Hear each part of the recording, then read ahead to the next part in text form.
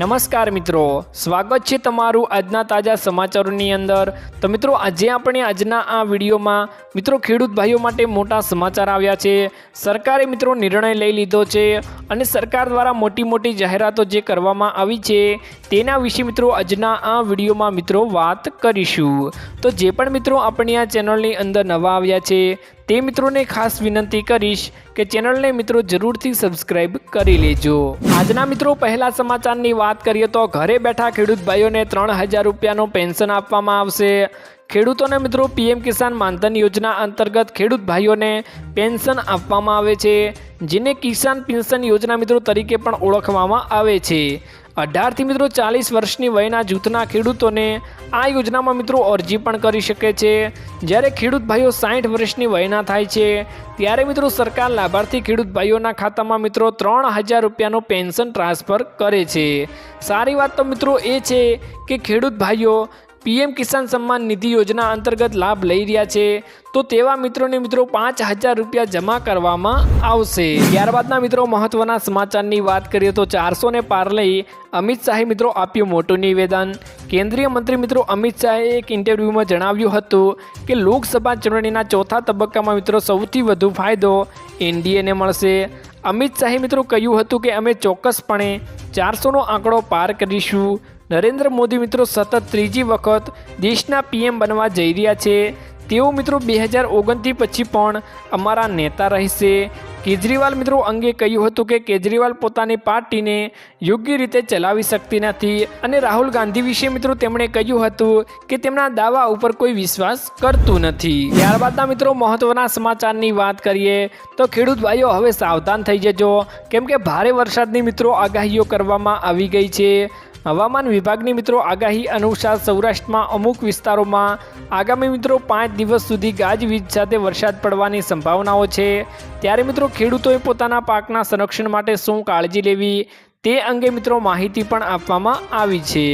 સૌરાષ્ટ્રના મિત્રો કેટલાક વિસ્તારોમાં આગામી 14, 15 અને 16 અને મિત્રો 17 તારીખ દરમિયાન છૂટો છવાયો વરસાદ પડવાની પણ મિત્રો હવામાન વિભાગ દ્વારા આગાહી કરવામાં આવી છે। ત્યારે મિત્રો ખેડૂતોએ પોતાના પાકના સંરક્ષણ માટે કેટલીક કાળજીઓ લેવી પણ જરૂરી છે। આ માટે મિત્રો જિલ્લા પંચાયતની ખેતીવાડી શાખાએ ખેડૂતોને જરૂરી તકેદારી રાખવા માટે પણ મિત્રો સૂચના આપવામાં આવી હતી।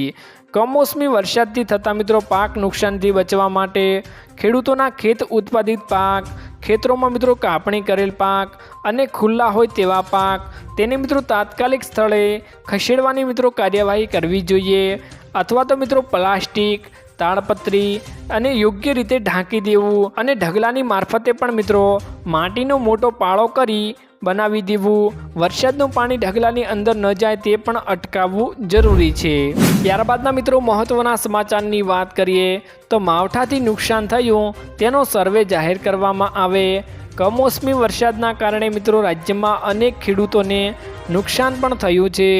જો કે મિત્રો રાજ્યમાં મિત્રો સરકારે માવઠાની ખેતીથી થયેલા નુકસાનનો સર્વે કરવા માટે આદેશ પણ મિત્રો આપી દીધા છે।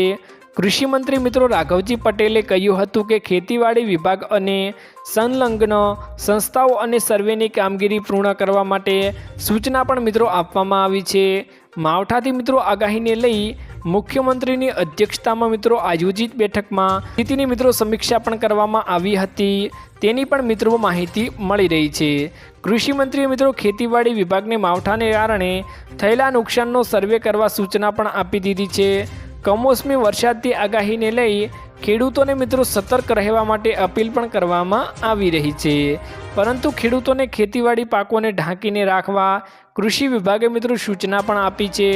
17 મે બાદ નુકસાનીનો રિપોર્ટ આપવાની પણ મિત્રો શક્યતાઓ જણાવવામાં આવી છે।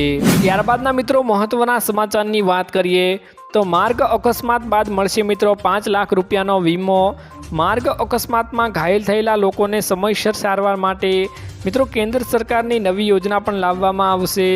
માર્ગ અકસ્માતનો ભોગ બનેલાને 5 લાખ સુધીની મફત મિત્રો તબીબી સારવાર આપવામાં આવશે।